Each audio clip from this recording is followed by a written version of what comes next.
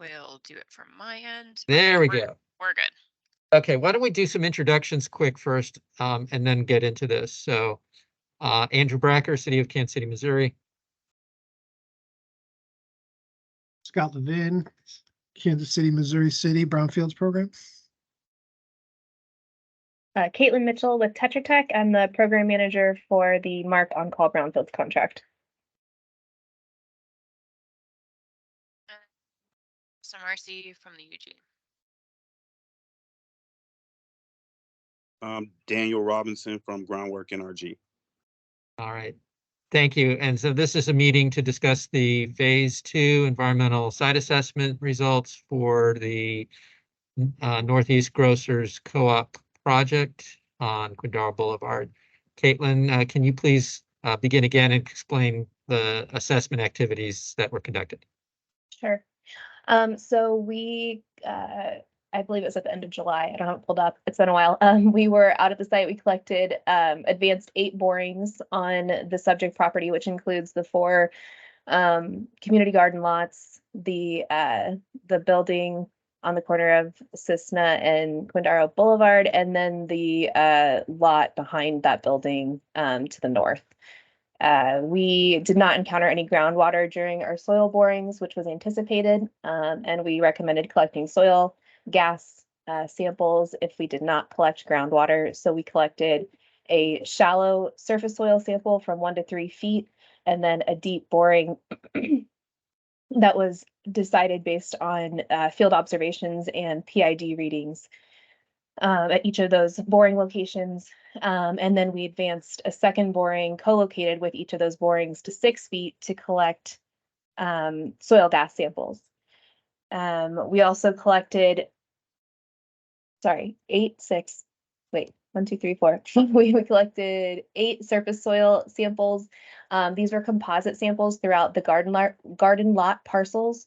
Each parcel was divided in half, and then we collected a 5-point composite sample from each of those halves of each parcel.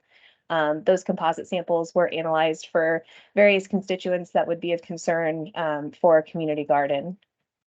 And then Andrew, go ahead. Oh, yeah, I was just going to say, Caitlin, can you kind of explain how composite samples were gathered and from what depths, and then how they were, processed and so on? Yes, let me double check before I misspeak. I believe it was 0 to 6 inches.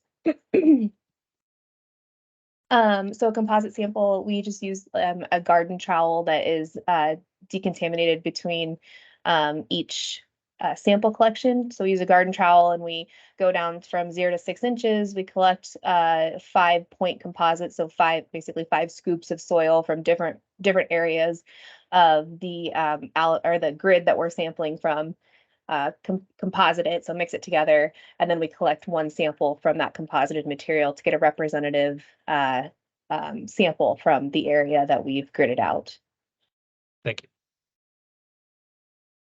And that was the scope. So no groundwater was collected. We collected 8 subsurface samples, 8 surface samples, and then 8 composite surface soil samples. Great. Any questions so far? Anyone? I think I just have a question, and this one comes from Mr. Wilson across the street at Wilson's Pizza. He wants to know how much it costs to do the sampling. The sampling is part of Tetra Tech's contract was to conduct a number of activities which Mid-America Regional Council authorized, and so that included property conditions assessment, analysis of brownfield cleanup alternatives, the Phase 2 environmental site assessment, a remedial action plan, Phase 1, and so on. So a total amount for all those activities can be provided, and an amount for just the Phase 2 activity can be provided. And but I need to talk with Doug about getting Doug Norsby, because he's the entity that contracted with Tetra Tech, so that we can get you the right information. But since I wasn't part of that conversation, just, if you can be more specific about what's needed, we'll get you the information for sure. Well, I think he just wanted to know how much it costs to pay somebody to come out to do it, how much it costs to use the equipment, to use it. Just like, I mean, they I think that's specifically just they were curious about that. Not a big Okay, deal sure. like that, Okay. but it'd be great if I could go back next time and get a slice of pizza and have an answer for him or something. Okay. We'll get you that information.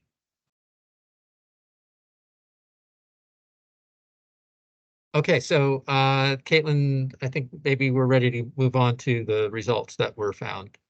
Okay, so the notable results were we identified lead in surface soil samples in soil boring 4 and surface soils, this composite surface soil samples 4 and 5. So SS4 down on the southeast portion of the garden lots parcel, SS5, this composite surface soil on the northwest portion of garden lots, and then SB4, which is this third parcel from the west on the northern portion. Yeah, where the arrow is, or where the mouse cursor is. Those samples contained elevated levels of lead from the composite surface soils were 0 to 6 inches, and then SB4, the surface soil, was from 1 to 3 feet. And then we also identified elevated arsenic in SB4, the surface soil, from 1 to 3 feet. The rest of the analysis, or the rest of the contaminants that we analyzed for were below the Kansas risk levels. And Scott, I think if you can move to start with table 7 in the appendices, appendix E, or I have it up and I could share it if it's. It's page 60 of the PDF, if that helps. Yeah. There you go. Perfect. So what you're seeing here is what Caitlin mentioned with location SB4, and highlighted are the concentrations that were above the KDHE screening levels for that site. So the KDHE level is on the upper part of the table. The one for lead is 400 mg/kg. That means milligrams per kilogram. So the KDHE standard is 400, and the concentration found was 17,900, which sounds a bit scary, but it's likely some very concentrated lead material was sampled at that location at the 1 to 3 foot zone. And we don't know what the source of it was, but it seems to be an isolated occurrence based on the results, of all the other soil borings. The arsenic is also above what it should be for KDHE is 18.9 compared to 33.2.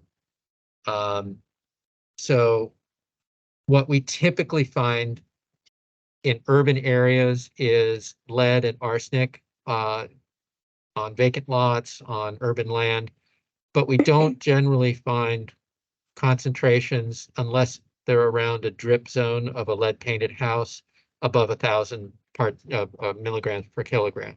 That is sometimes common to find it, like right next to a house that's, especially one that's deteriorated over a long period of time. And some of these lots are former residential lots. So even though they're vacant now, a long time ago, there probably was a house there, and it probably deteriorated to the point that it was eventually demolished. And over that long period of deterioration, again, what we typically see in urban neighborhoods is those old homes that were painted with lead shed chips and particles of lead paint into the soil, especially around the drip zone where the water runs off the building. And that commonly can achieve concentrations above 1,000. But in general, like yards or in mixed zones of vacant lots, what we also typically see is extremely hit or miss concentrations. We'll see, 5, 6, 7, maybe 800 parts milligrams per kilogram in some places, and then we'll see, below 100 or background concentrations in others. And they can be on the same exact property, or they could be on the very next door property. So I just wanted to give you a frame of reference, some context in which to evaluate what we're showing you.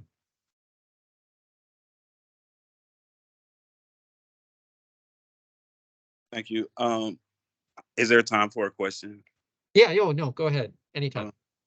So I think I kind of got wind of this through Mr. Norsby had told me that there was lead in elevated levels and stuff. And so just so I could get back to Mr. Moulton and them and tell them. But let's just to be clear again, does that mean they're okay growing food there? They just need to wash it really well, or do they need to do something else?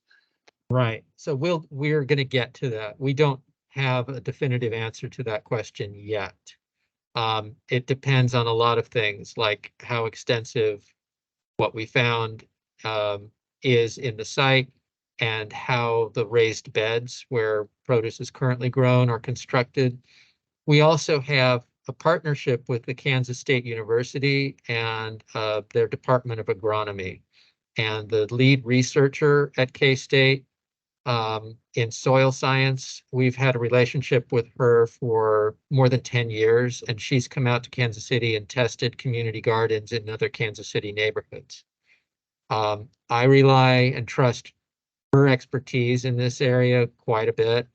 And so if House of Wellness is agreeable, and you are as well, I'd like to invite this researcher to view these results and help advise on what should be done, since this is an active community garden, to further well, there are some recommendations we'll get to. So I'm kind of skipping ahead, but I'd like her to review the data and help advise about the next steps. It could be as simple as you suggest, just making sure you have good hygiene and you wash everything carefully from the garden. That's often, necessary in any case, regardless. But sometimes that's all you need to do in such a situation if you're already growing in raised beds. But like I said, I'm not the expert, but I know someone who is. So we want to get the benefit of that expertise and get some more data before we draw some conclusions about what to do.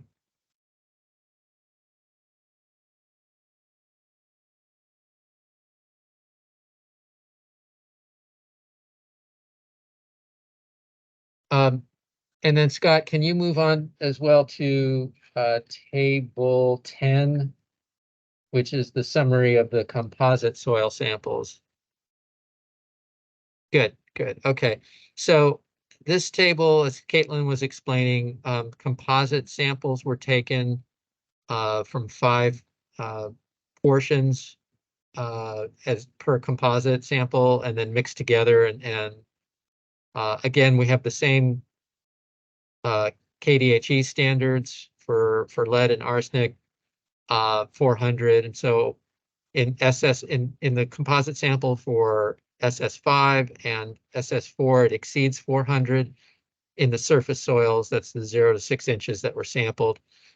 Again, this is very typical of what we find in urban lands. And that composite is kind of an average of the concentrations in the sampled area. So there could be some concentrations higher than that number that were found, and then mixed together with parts that were lower to achieve that average concentration.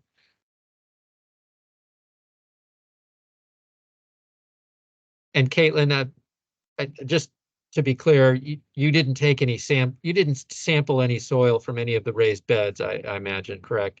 Correct. Right. So this is soil that's underneath those raised beds.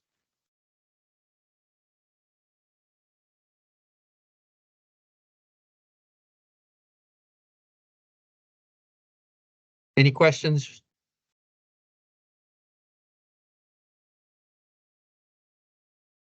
I guess just a quick one. This was one I got from Mr. David Spangler, I think, from Matty Rose.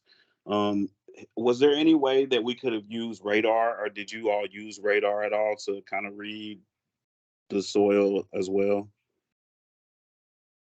Caitlin, do you want to take that? I may be I'm sorry. talking about X-ray floor. X-ray Oh, I'm Sorry, sorry, I second. missed the question. Was the question about using XRF on the soils? I'm interpreting it that way since, Okay. yeah, because radar is used for a very different purpose for site assessment, but let's just go with the technology that was used.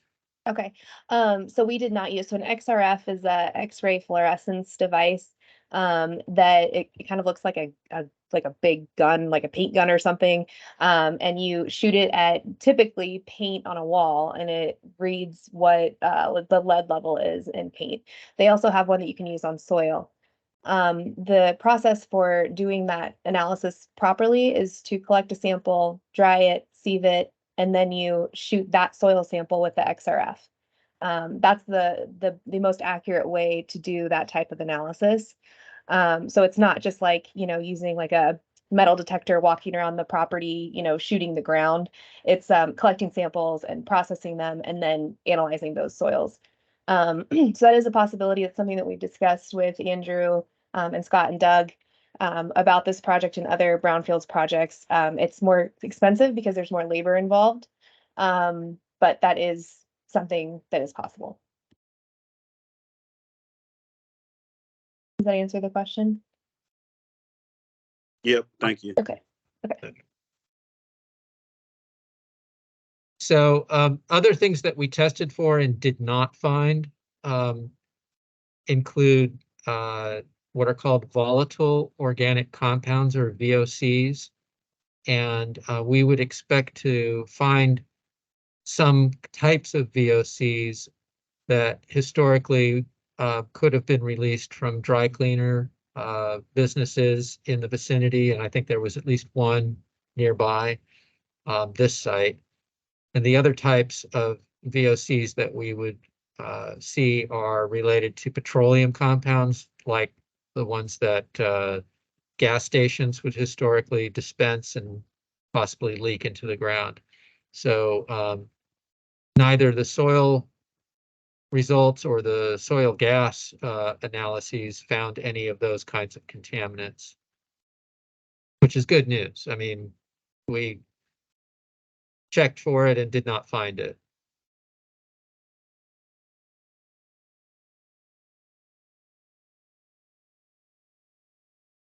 There's many other things we tested for, some pesticides, some semi-volatile organic compounds that are common in urban areas, and did not find levels of concern of any of those things as well.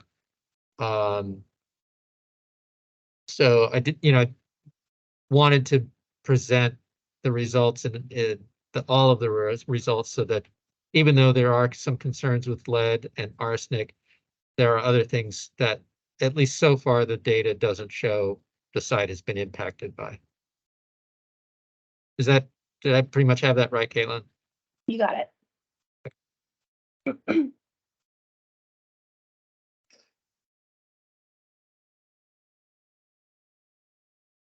Okay, well then maybe we should go to the section of the report that summarize the results and makes recommendations for following up. That's page 16 of the PDF. So our recommendations, since we only had the exceedances that we discussed of the lead and arsenic in surface soils, we recommended doing some additional surface soil sampling to delineate that area that we found those exceedances around SB4 and SS4, SS5. And then Andrew, I don't know how much you want to discuss. We did have a call to discuss some, our approach for doing some additional sampling and some of the other options that may be possible, but I'm not sure if you want to discuss with K-State before we kind of hone in Yeah. on what we're going to do next. I do, but first I wanted to just want to see, Daniel, if you had any questions about those recommendations. I do not. Okay. It's going to be critical that House of Wellness, understands they can have access, of course, to the report as well, and that they understand what we found and any questions they have that, we'd be more than happy to answer. But any further assessment we do on their property, would want to make sure that they're comfortable with that.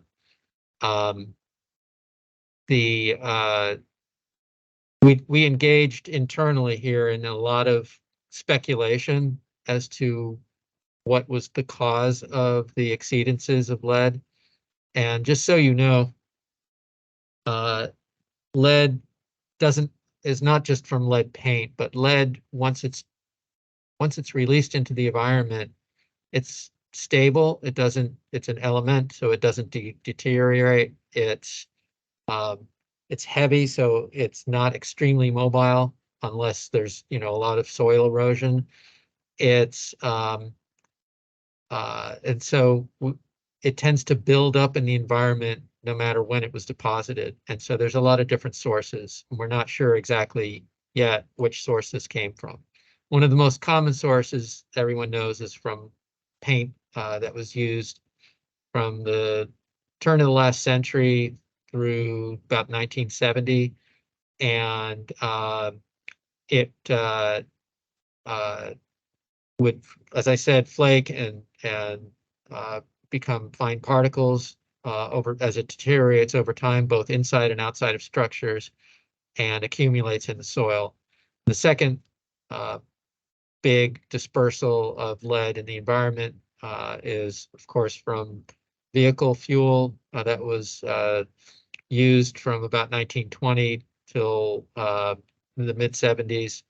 And again, in heavily trafficked areas, and Quindaro Boulevard is, fairly major commercial corridor through the Quindaro neighborhood, and around gas stations where a lot of vehicles would congregate. It's typical to see in the yards closest to the roadways elevated levels of lead from leaded fuel emissions. And then there are some special sources of lead that also contribute to the environmental load, such as lead smelters. And in the Argentine neighborhood of Kansas City, Kansas, not far from this location, in the late 19th century and early 20th century, there was, I think, the world's largest smelter of lead was located in the Argentine neighborhood. For a brief time. It did not operate, I think, much past the early 20th century, but for a time there, for several decades, it was, enormous, had an enormous smokestack, and emissions from that smelter were distributed, around in that area. The site itself became a Superfund site, and it was cleaned up and redeveloped in the past 10 years or so. And it's become actually a pretty nice site, and an asset to the community now. But it's that, and there was another smaller smelter in the East Bottoms in Kansas City, Missouri. Those sources could contribute to lead in our urban area. And then finally, those lead smelters and other industrial sources, the lead smelters produced slag, which is a byproduct of their smelting, and that slag can also contain high levels of lead. And it was a practice not uncommon in the early 20th century for the smelters to just give away this material to whoever wanted it, to use it as fill material. And so people would take it and fill low spots in their property, we imagine. And we found some high levels of lead buried in deeper soil sometimes, that may have been, the source of it may have been this this slag material or byproducts of lead smelting. And then finally, in Missouri, especially in the southeast region of the state, and in the southern western portions as well, we are part of the lead belt region of the United States. And so lead mining and naturally occurring lead are high in some of these areas, and just regionally, our background levels are a little bit elevated compared to other parts of the country. Not to the extent that we see it above like 400 milligrams per kilogram, but slightly elevated. So there's other sources that you could mention, but those are kind of the major ones. At this point, we really don't know where this, especially like the highest concentration found at your property, where that's the source of that. I think the sampling notes or the results, there's somewhere in the text of this report, it mentions that an asphalt-like material was found in the soil boring close to the location where the highest lead was detected. Lead doesn't have any, particular color or odor in soil, so it's not, you can't visually, see it or smell it. You have to use an instrument like the XRF gun that Caitlin was mentioning. So we don't know for sure if the lead, elevated lead was associated with that asphalt-like material, or what that material could be, or where it came from. So I guess that's what we know to date. Some different approaches that can be done. Well, first we need more data. We need to know how extensive. Oh, there's Doug. Hello, Doug. Hi, Andrew. This meeting is Apologize for coming being, in late. no problem. This meeting's being recorded so it can be shared with others who couldn't make it. And we're just wrapping up the results right now and discussing next steps. We're good. So as I was saying, we don't really know where the elevated concentrations of lead and arsenic came from, and but we agree that the next steps would be to collect more data to determine the extent of the elevated concentrations, and to then design a remediation plan to address those elevated areas. The you had a discussion with David Stadler, who managed and led the Mattie Rhodes Cultural Arts Center project, which is one of our brownfield projects in Kansas City, Missouri. And I wasn't privy to your conversation, but our path, our journey with the Mattie Rhodes Center was a very strange one. And I have no idea if that's a similar path that would be present here. But in his case, I was telling you about buried fill material that could contain high lead. His site was an example of just that kind of site. The surface soil was not especially elevated in lead, although there were a few locations where elevated lead was found, and we assumed that those were what we call hot spots, isolated little areas of elevated lead. And so after we had found those through a couple steps of phase 2 assessment, we developed a remediation plan to dig out those hot spots, confirm that they were all removed and that clean soil remained, fill them in, and go forward with the development of their cultural arts center. What we found, and what he may have told you already, is we started digging in the hot spots and found that they were just tips of an iceberg. So leading to much larger volumes of buried fill material containing elevated amounts of lead. Your site also has ample fill material underneath the surface, but it does not yet appear that fill material is linked to elevated lead, especially in the subsurface, which is good news, unlike the Matty Road site. So, like I said, we need to get more data. There's a lot of questions that haven't been answered yet. But once we do, there's the kinds of approaches that we're working towards are, there's two general things you can do with lead right now. One is to dig it out and replace it with clean fill, and the other is to cover it so that it doesn't present a risk of exposure to people using the site. And there are sites where you can do both. And before you can recommend either of those kinds of options, you have to understand what the extent of lead in soils are, and how wide an area of it impacts, and how deeply it impacts. And at some point you get a reasonable picture, because you could continue to accumulate data, almost infinitely, and at some point you just cut it off and say we have enough to move forward with a plan.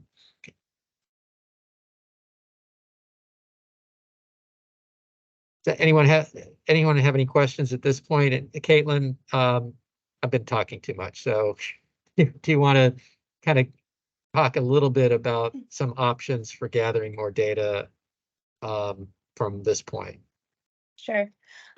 So the two options that I proposed were just doing additional grid sampling similar to what we did during the initial investigation, focused around those areas where we had exceedances in the surface soil.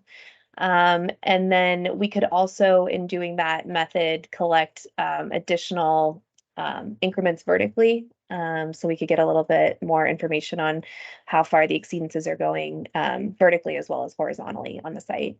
And then the other recommendation that I had was doing incremental soil sampling, ISM, which it's kind of complicated, but it involves collecting many more samples, and then you collect duplicate and triplicate samples, and it's a way of assessing risk on a site by collecting additional samples and having more data. And the point of doing ISM is that you don't have those hot spots. You're getting an idea of what's actually present on the site, what the actual risk is, and hopefully not getting that, one chunk of whatever lead was in that SS4 sample that was, skyrocket high with lead.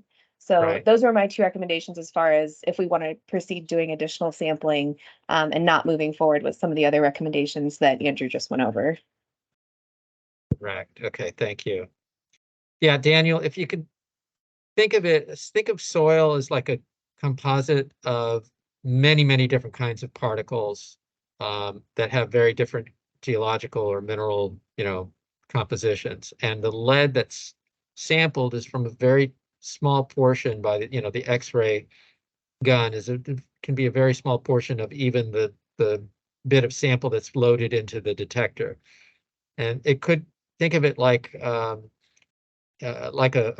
fruit cake. And so if the lead is like, the raisins in the fruit cake, you could either shoot the gun at portions that don't have raisins and totally miss it, or you could hit right square bullseye, one of the biggest raisins in the fruit cake, and have like a very different picture of what your soil is. So what Caitlin was saying is to get a more balanced picture, get more data, and get duplicate samples of what you're looking at.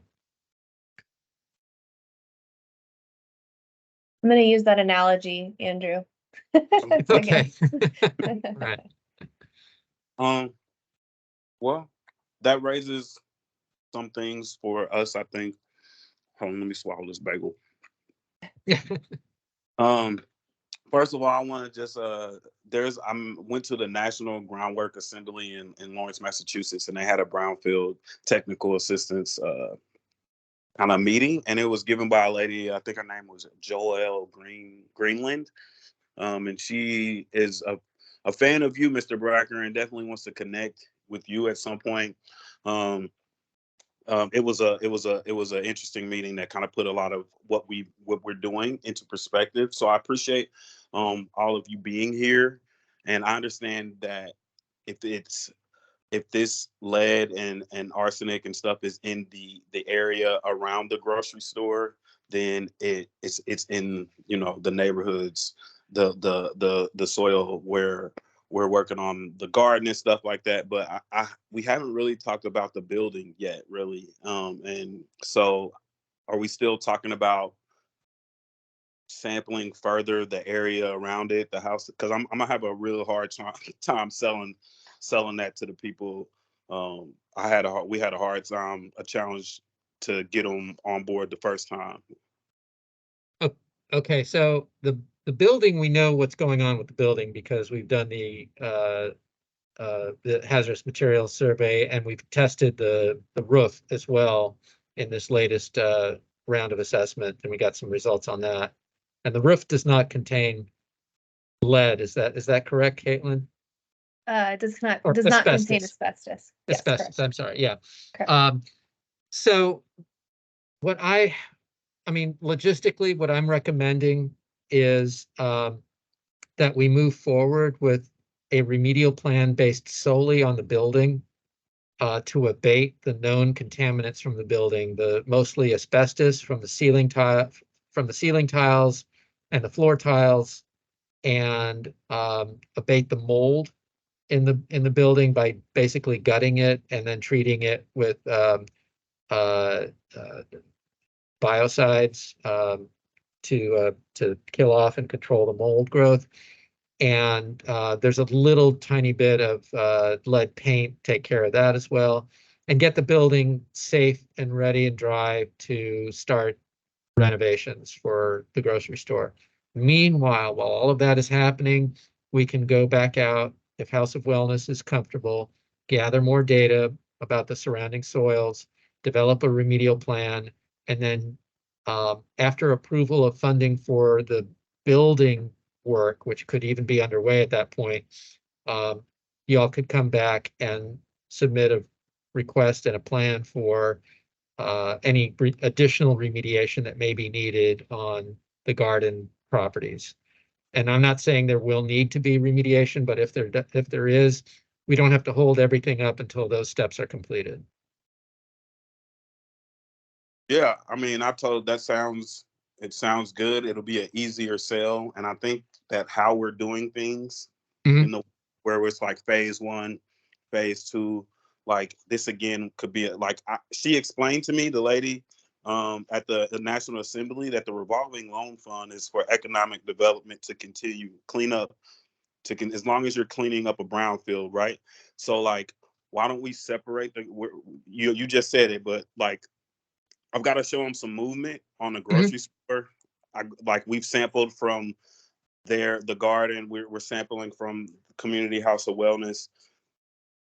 They want what's best for themselves and the community as well. You know what I mean? But like, if we just sampling all willy nilly and it don't seem like it got make no sense. So like, let's show them some movement, because I gotta give you a couple updates from the grocery store perspective as well. Okay. So I would love to get the phase 2 PDF sent over, because we did talk to KDHE. We enrolled in the voluntary cleanup program. They have 50 grand that they want to give towards the abatement of the asbestos. And the technical assistance person said that we can do both of those things concurrently. And then we need to get security doors we need to replace them.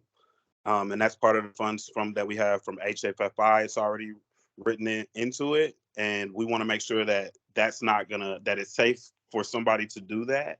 Yeah. Like, not gonna the asbestos, the lead, the mold, like it's not, and that it's not gonna interfere with work that you all have to do. Okay. Caitlin, is that something that you can advise them on, the safety of installing security doors and not interfering with what needs to be done in the building? Are we just talking about the front of the storefront on the street side? Yes, ma'am. Yeah. That should be fine. I think let me double check the hazmat report. As long as you're not disturbing the tile that had asbestos, or was it the ceiling tiles? I'm sorry, I gotta go back and look real quick. I think it was, yeah, ceiling and floor tiles. Okay. Yeah, so we'll just need to take a look at the hazmat report and make sure that any of the materials that are disturbed when you install new doors don't disturb that material. And if it does, we'll need to dispose of it properly. Good. Okay, thanks. Andrew, had you talked about options on the roof at all? No, so just so everyone knows, I had, Daniel, I had taken your concerns about, starting to use $75,000 of your grant funds, in advance of a remediation project that the RLF would fund, and asked Susan Klein at EPA Region 7, what would be the implications if they did that? And also conveyed the need to use the money for your grant funding and also to convey progress in the community. A lot of things have happened since that request was put in, and a lot of other requests to Susan Klein. So I need to check back with her and see if she has any guidance on your use of other funds to begin that work. I also asked if you all began doing actual abatement work with those funds, how that would implicate the project. My sense is it would probably be a better strategic use of those funds to do things like secure the building, um, patch or repair, or maybe even replace the roof, since that's, now we know that that does not involve asbestos, it would not be environmental work. So I'm expecting her to say that, yeah, go ahead and patch the roof or replace it or do whatever you need to do to that. And that's not going to be treated as part of the remediation project that would eventually be funded by the RLF. I just need to confirm that.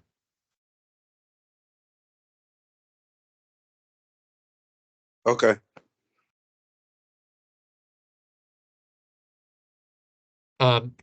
Some of the things that are involved in that determination is to make sure that you would not be subject to, at least subject by the Brownfields funding to Davis-Bacon wage requirements and other procurement requirements for that work on the roof. If at some later date you wanted, I mean, recall that one thing that we were suggesting you could do is to use the Brownfields RLF funds to pay for patching, repairing, or replacing the roof if it could be determined that that roof work was a necessary part of your remediation project. And like we have done before in other cases, if you have a leaky roof, it's leading to mold contamination. It also can exacerbate and release to the environment contaminants in the building, asbestos fibers and things of that nature.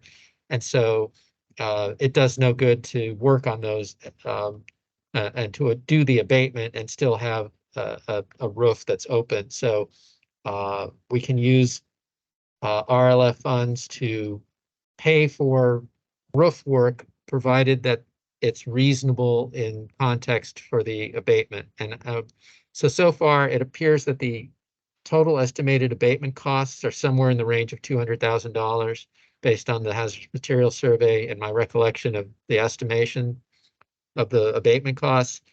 So if replacing the roof costs somewhere in the neighborhood of 100,000, and I think is that kind of in the ballpark, Daniel?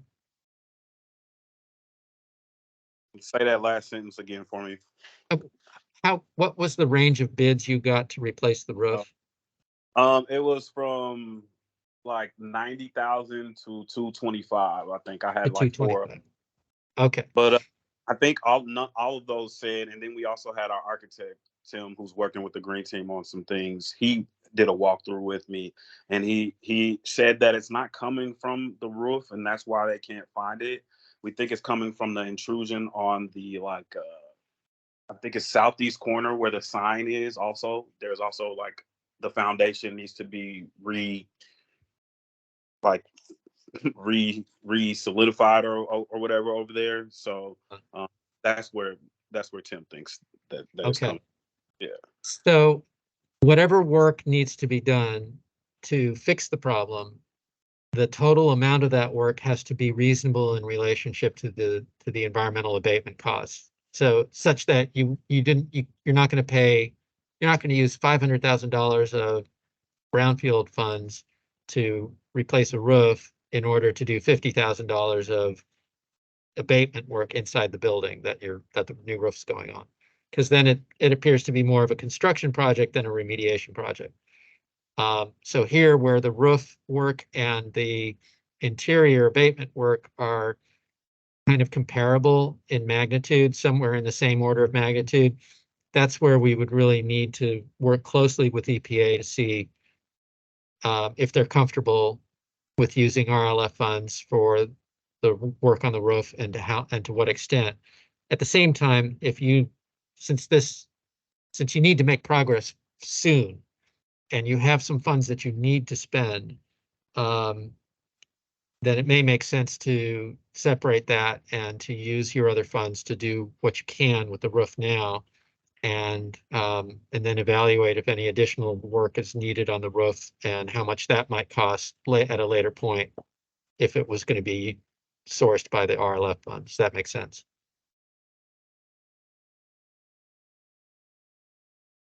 Yep. So, yeah, that's interesting that Tim had seen something on the foundation. Caitlin, when you did your PCA, did you see anything on the foundation? I don't remember anything in the report. Ooh, pull it up real quick.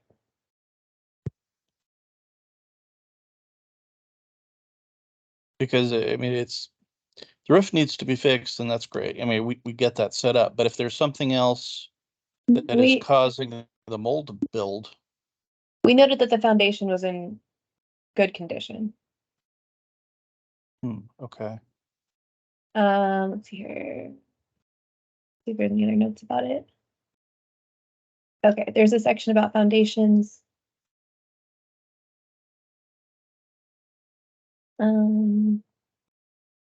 We did not recommend additional replacement reserves in our report. Seems like we might want to take So- a look at that then. Go ahead, Daniel. I'm sorry. No, I just wanted to hear. I wanted to hear what you were saying. I think I walked up on that roof with 2 or 3 people, and all of them said the same thing, that the roof is pretty new. The biggest concern is the amount of bullet holes that are in there. But I think that, again, the intrusion, maybe the foundation isn't the right word, but that like corner to the left, you can see visually that it's cracked, like Yeah, there's an intrusion there. So we have quite a bit of information in here about the walls, the doors, the windows. yeah. I think that's likely the main cause of water intrusion in the building. And our PCA does address those items as well as the roof. Okay, so what would be involved with sealing that up so that we can prevent the water intrusion that is contributing to mold growth? I don't, I'm not an expert on that, so I couldn't comment, but I could certainly try to find that information. And, the PCA provides, information on the future costs. I think, we'd probably have to get a structural engineer in there, or a contractor that could, speak to a foundation contractor that could speak to, how you seal the foundation. It's also slab on grade, so there's only so much you can really see of the foundation when you're doing these PCAs. There's also a lot of vegetation grown around the building on 2 sides. So our visibility was limited from the exterior. So and with it being slab on grade, I think the exterior wall analysis is probably more pertinent for this building. Yeah, I'm not really trying to critique Oh, no, the PCA. It's more a case of if there's something that is potentially contributing to ongoing mold problems, Right. it's more about bird dogging that to try to.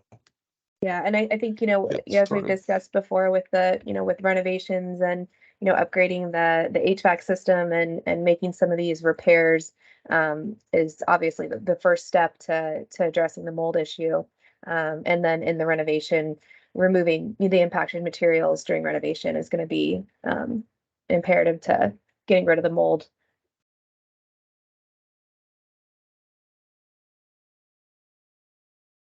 If there's more information needed about the foundation, or we want to look into some additional recommendations, I'm happy to reach out to our PCA group and see what I can find out. Oh, that'd be good. What are your thoughts on it?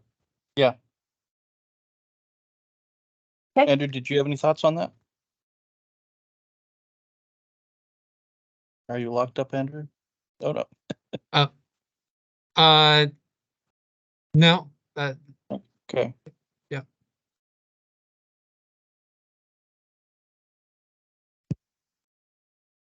All right, so we can talk a little bit about. So I'll focus this money on getting the security doors because they're going to be pretty expensive. Probably going to take up most of the 75,000, to be completely honest, and then we can start working on abatement or talking where we at now next.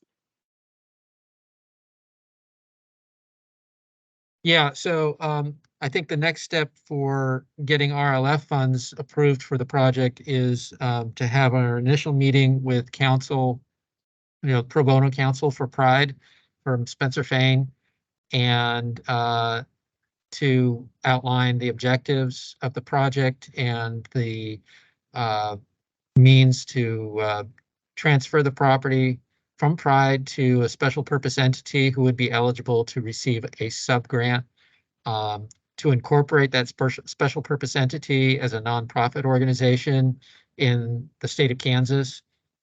And I don't think it's necessary for them to be a 501c3. But just would need to confirm that, run this all by EPA as well. And then that special purpose entity, whatever you want to call it, would then be the applicant. After they get the property from Pride, they would be the applicant for the sub-grant. And we would have a Brownfields commission. We would have a number of things that would need to happen. But public comment on the ABCA would need to occur.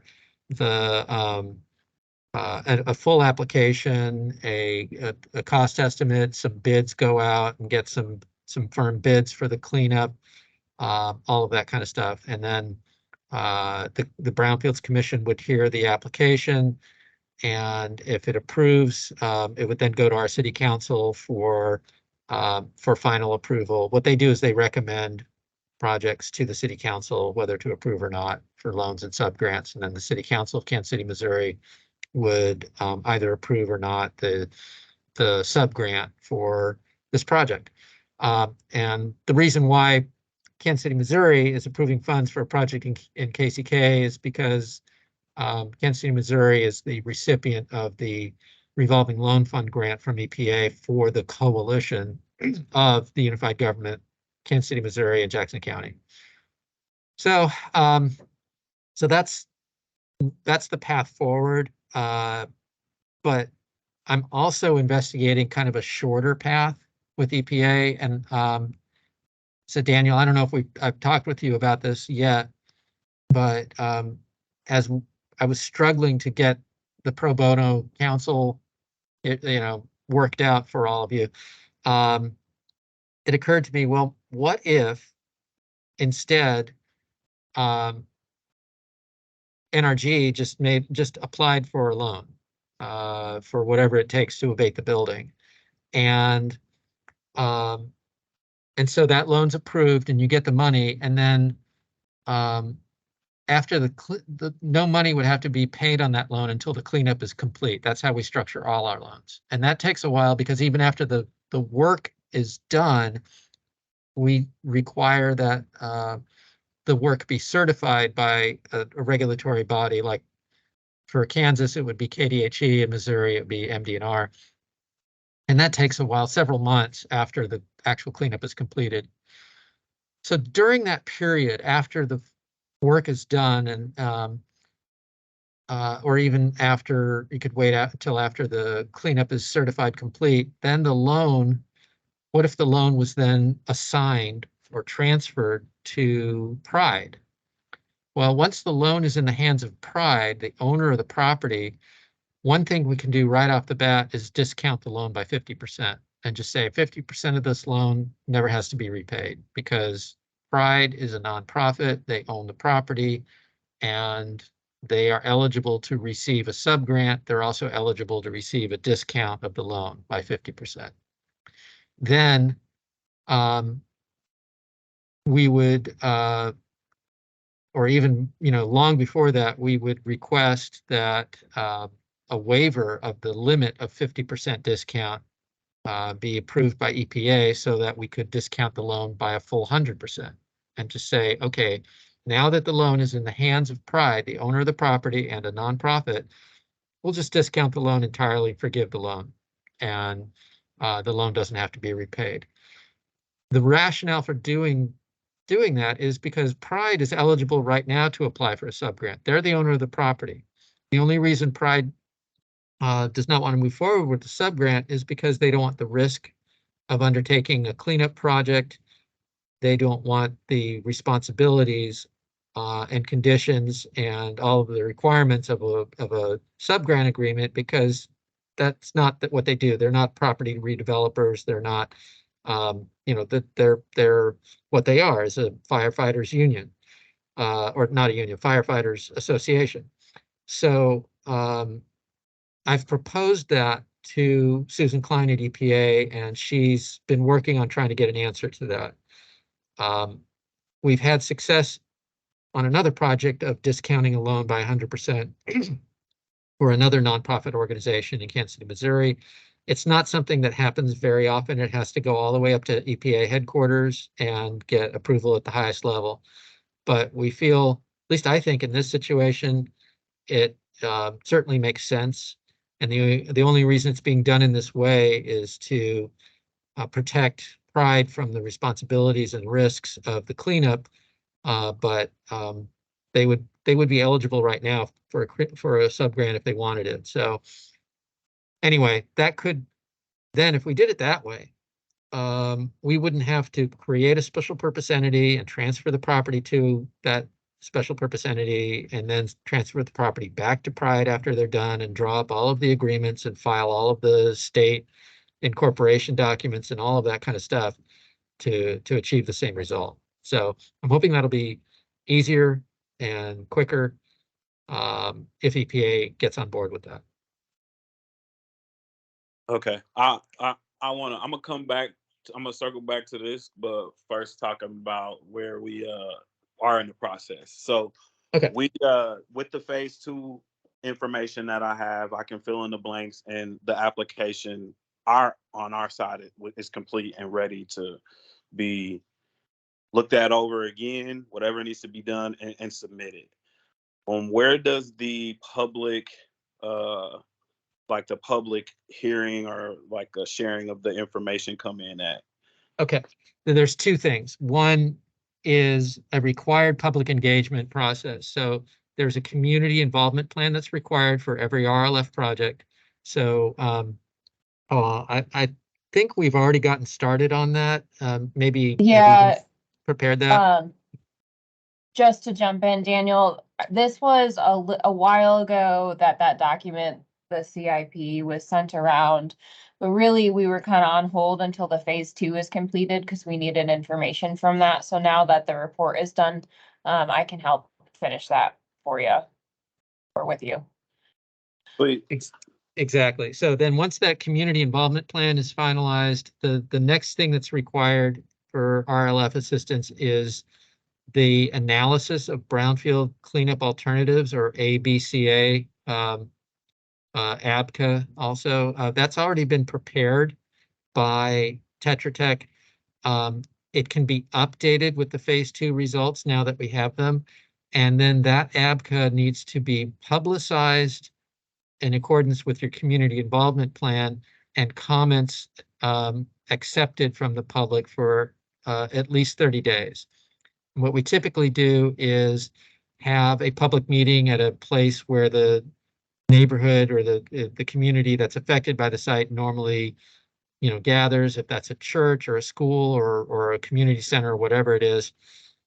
And this is pre-COVID, and we would, explain the site and show on a screen what we found and ask if there's questions and discuss, ways of cleaning it up and different options and get comment. The other thing we do is required is create an administrative record. And so that typically is it can be as simple as a box of reports and documents. You have all of the assessment reports, you have your ABCA, your cleanup plan, and things like that. Put them in a box, put them in the local library branch, the closest one to the site, and put that in the notice to everyone. Hey, if you want to learn more about this site, go and access these documents. Of course, they could also be made online and available to anyone with the link. And because it's hard to evaluate something that you don't have all of the information about. So you're asking for public comment, you need to give the public the information to make comments on it. So once that's all done and you can check off those boxes, then you have a public meeting of the body that approves the RLF loan or subgrant. So we have a Brownfields Commission meeting. Those are virtual. And we can place ads in your community and in the regional area about the Brownfields Commission meeting and invite those who would like to attend the meeting and provide input at the appropriate portions of the meeting. And then if for RLF projects above $100,000, those would proceed by recommendation of the commission to the city council. And then the city council meetings are also, of course, public and accessible in accordance with all city council meeting procedures. And that's how it goes.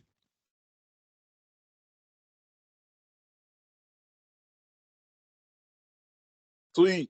And that answers, sorry, I just wanted to jump in and kind of clarify some of those details there. That does a great job of doing that. The part about the special entity and seeing the groundwork, I think that is a great idea, but I also feel like we just got Mr. Henderson's signature and did this and went back and forth. And like, I know it might be easier, but can we really just like pick a direction sometimes and not like, because that's really what's giving us the hard sell is like having Mr. Henderson sign a thing and then, oh, we need him to sign this other thing or whoever we have involved.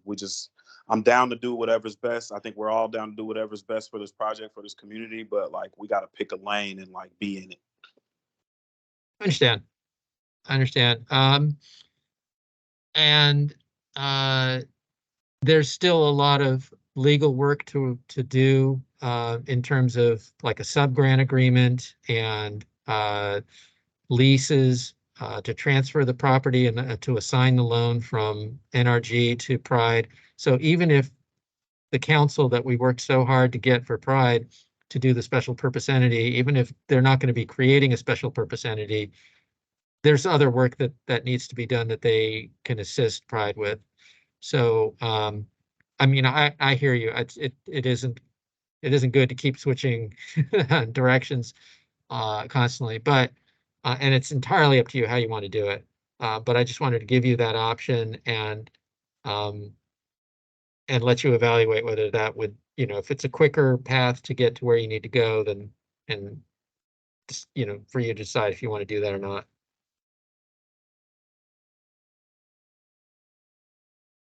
Sweet. I think the only thing I have is just I'll send you. Well, what am I sending over? Well, Alyssa, could you send a copy of this recording out, and then we can get the phase 2 so everybody can do their due diligence. Yep. Right. Sounds good. And Doug, just to finish up, there was a question that Daniel had said came from the owner of the pizza shop across the street, Mr. Moten, or Mr. Wilson, sorry. Mr. Mhm. Wilson, he wanted to know how much the sampling costs were for the phase two, just out of curiosity. And so I said that we could get him that information. It would come from Mark because they're the contractor. Okay. Yep. Okay, so we'll distribute the report, get it finalized and distributed to you, Daniel, and with the so that it can be shared with House of Wellness and Pride. And we will we'll move forward internally on what the next steps for surface soil sampling will be. We'll also, with your, if it's okay with you, we'll also reach out to Kansas State University and their Department of Agronomy and share this phase two report with them and get some guidance on what they feel would be appropriate next steps to assess the soils here and what would also be appropriate in terms of managing that garden in its current operations. Yeah, I think that would be a great next. We'd love to see that. Okay, excellent. And then you were going to get me contact information for, or us for House of Wellness, because we will need to, probably should have a meeting with them to review and get their agreement to do any further sampling on their property.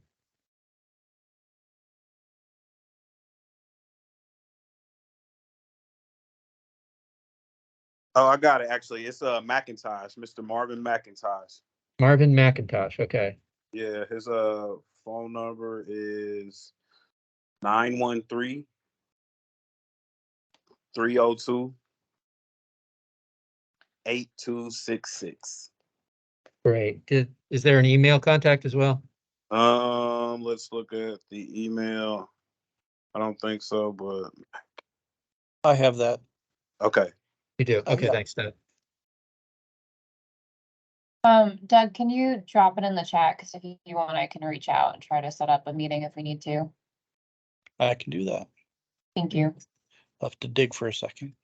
No worries.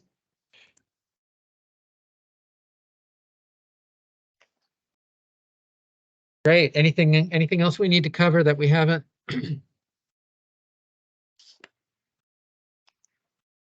I feel good. How you guys feel? It's a beautiful background. Yeah, I feel pretty good about it too. I guess with we had the conversations about the options on sampling, and Caitlin, you mentioned that naturally the one that gives you a better you know a more in-depth understanding of your surface soils is more expensive. Do you have a general price difference? Not off the top of my head. I'd have to run a little cost estimate to get you that number. Okay. We don't need like a geoprobe or anything. It's more the labor of, collecting all of the samples, drying them, or sorry, that's for ISM. That's what we're talking about, right? ISM, not XRF? Okay. So no, we don't have to dry and sieve, but just the additional labor to go out and collect all the samples. And then the laboratory analysis is more expensive. So not so much the equipment or anything like that or subcontractors, but the labor in the lab.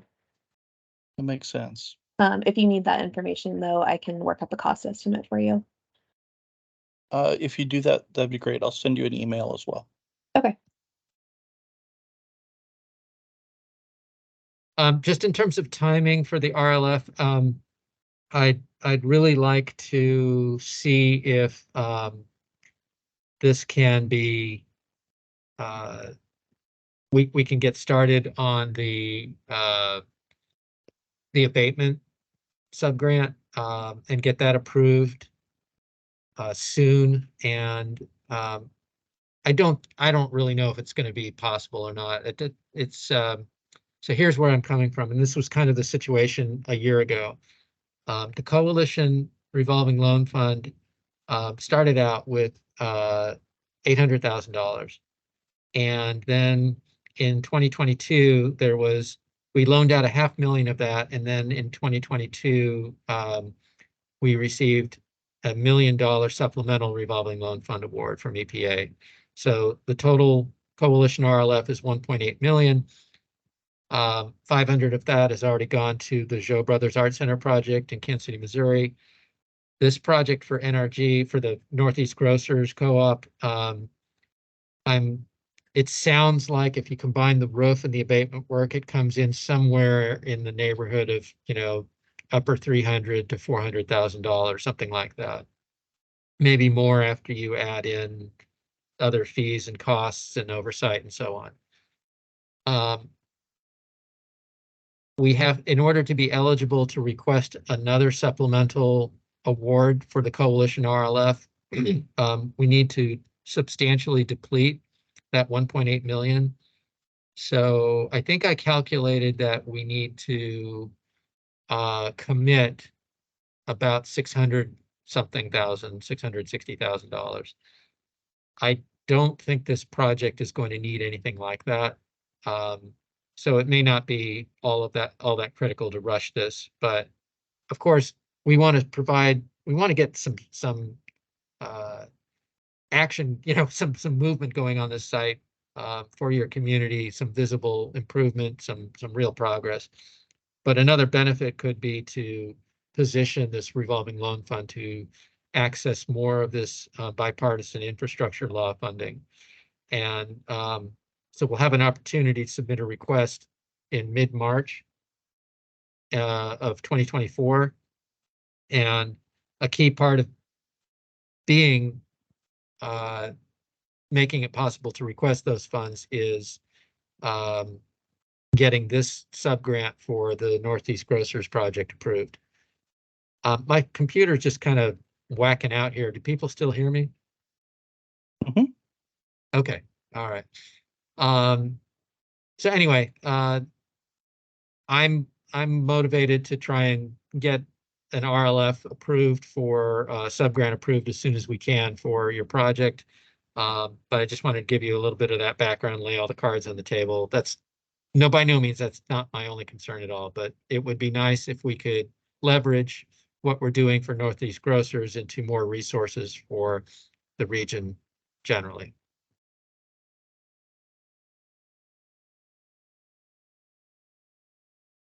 And with that, I'm done.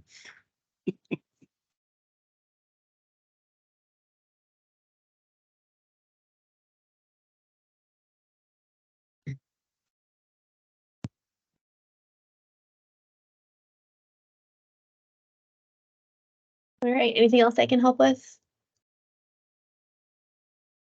No, Caitlin, thanks. Yeah. Thanks for Okay, your help great. today. Yeah, no Thank you, problem. I Caitlin. will be looking out for your email, Doug. Okay, it'll be coming All right. shortly. Thank you guys. Have a good day. Thanks, Thank you all. You Caitlin. too. Bye. Thank you. Hi, Caitlin. And I'll send out the phase 2 to Daniel here shortly. Okay, All I'm right. just Hey. copying information from the chat, but all right, great. Hey, Scott, can you CC me on that email Yep. with the phase 2? And then I'll also, Daniel, I'll loop in that CIP that I need to finish just so you can see it again. Okay. Thanks, guys. Thank you. Thank you, Cool. everyone. Thank you. Have a good one, everyone. Bye-bye.